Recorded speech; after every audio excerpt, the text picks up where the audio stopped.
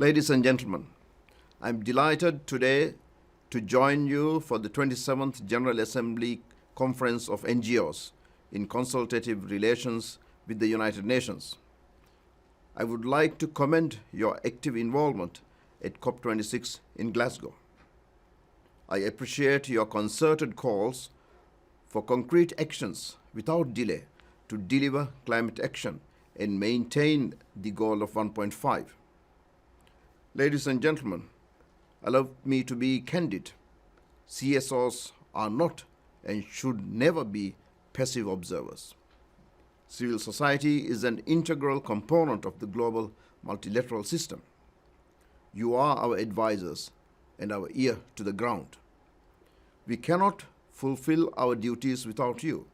We all know that the pandemic has had a significant impact on civil society organizations all across the world.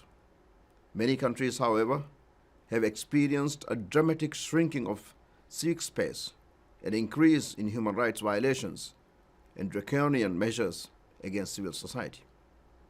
Civic rights groups and human rights watchdogs in all regions have reported arrests of human rights activists, limitations to freedom of the press, severe restrictions on the right to digital privacy, and other incidents. Dear friends, civil society plays a vital role in any healthy democracy. It offers a space in which people can come together to share interests and common goals, and also a means to challenge the failings of current systems and thus improve society. It is critical that we ensure adequate access for civil society to meaningfully take part in the discussions in the United Nations. While there were some positive developments, such as more participation from CSOs representatives working on the ground, due to virtual tools, the overall scope and substance of engagement has been severely limited, in particular at the UN headquarters.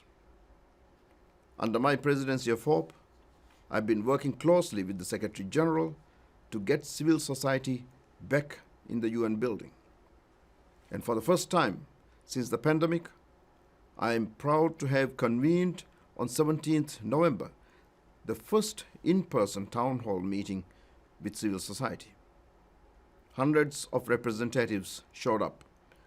Dozens of questions were received and answered, and many voices were heard.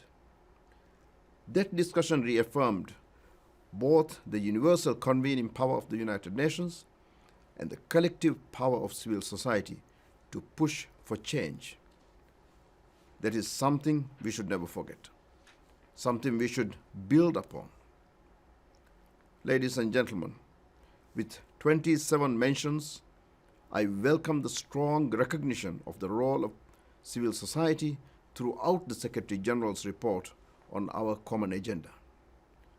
I agree with the Secretary General's vision as outlined in that report to create the space necessary for civil society actors to contribute not only at the country and global levels, but also within the United Nations meetings, networks, and arrangements.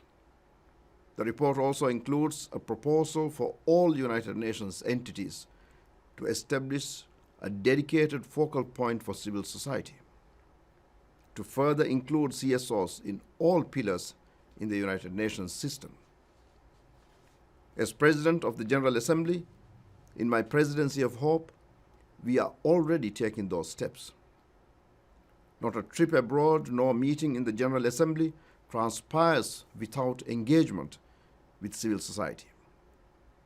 I hope to keep it that way. It is my hope that we can continue to build upon this partnership with your active engagement in the follow-up process to the common agenda. Dear colleagues, as CoNGO takes stock of both the challenges and opportunities, pitfalls and possibilities in setting its strategic direction for the future, I ask that you continue your important role as a reliable partner of the United Nations, that you work to make our organization more effective, efficient, transparent, and accountable. The very nature of an institution such as the United Nations results in a never-ending need to adapt, to continuously evolve, to reflect a changing global landscape. You can help us with this. For the UN to adapt and to deliver for people, for planet and prosperity, we need the guidance and support of the civil society, always. I thank you once again for the opportunity to contribute, and I congratulate you on the new president and members of CoNGO. I thank you.